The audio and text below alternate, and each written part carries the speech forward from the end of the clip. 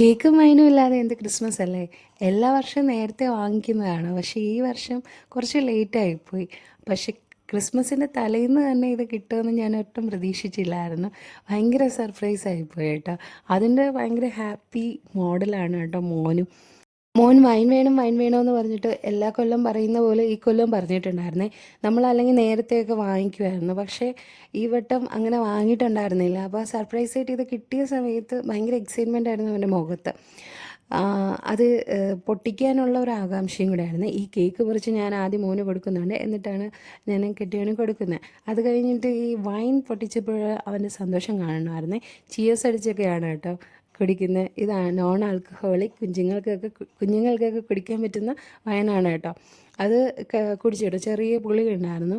അത് കഴിഞ്ഞിട്ട് ഞങ്ങളും കുടിക്കുന്നുണ്ട്.